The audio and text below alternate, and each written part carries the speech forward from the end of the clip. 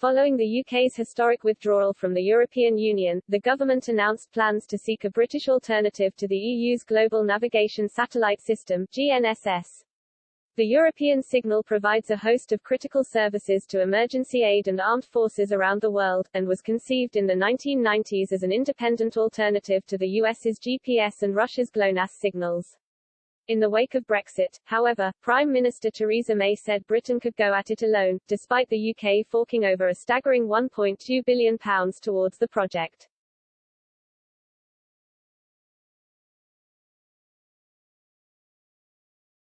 At the time, Mrs May said it would be in the UK's national interest not to be tied in with the European programme.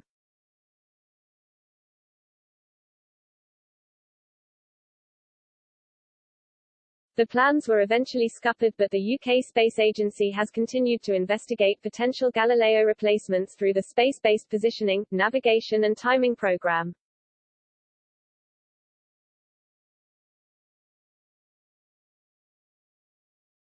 It has recently emerged a list of 35 candidates had been narrowed down to 10, with further eliminations to the list expected to be announced next month.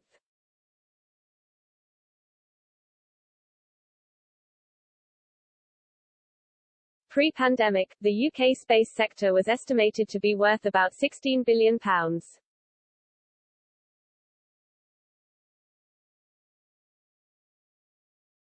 And with the announcement of the government's historic national space strategy, the UK is poised to expand the sector and secure a stronger foothold in the global space market.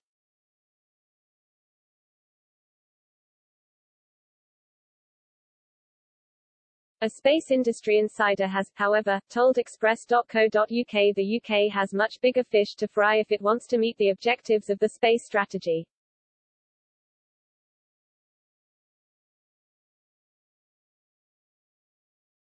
Will Whitehorn, chair of Seraphim Space Investment Trust and former president of Virgin Galactic, believes the dangers posed by climate change and the emerging technologies will play a bigger role in helping the UK's space sector thrive.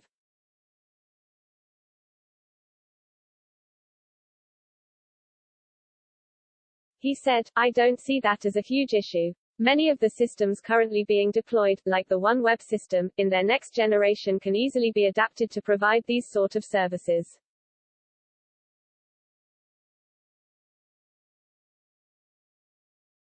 It's not a big issue, it's an issue.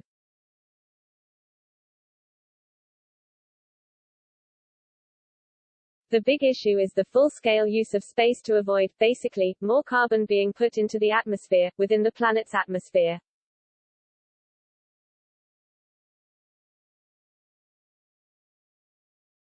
According to Mr. Whitehorn, space provides a tremendous opportunity for the government and private sector to invest in technologies that could help clean up the planet.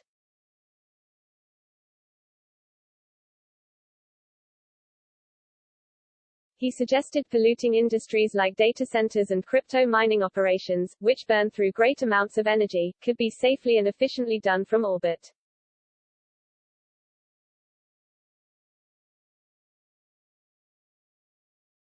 Studies published earlier this year have shown Bitcoin mining has a carbon footprint equal to some European nations, and that could leave a permanent scar on the environment.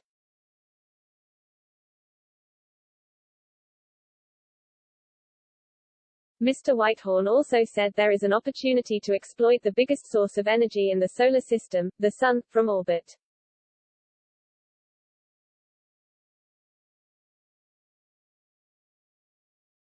Scientists have proposed building large solar farms in orbit that can beam down energy to Earth in microwave form.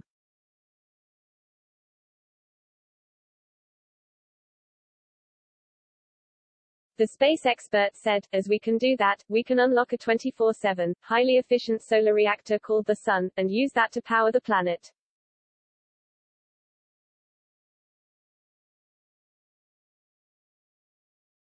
He is hopeful the UK will highlight these possibilities at the COP26 Climate Summit in Glasgow next month.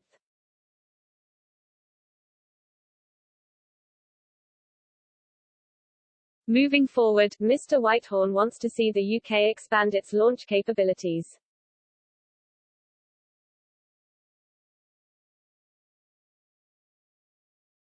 Projects like Spaceport Cornwall and Spaceport Sutherland and Shetland are already achieving this, and the UK is set to become the first country to launch a spacecraft from European soil next year.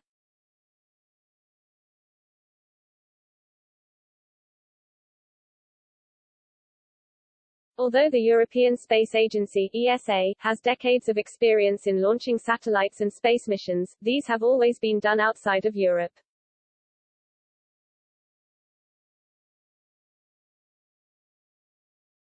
The UK is expected to achieve this prestigious milestone with the company Skyrora launching a payload from Scotland aboard its XL rocket.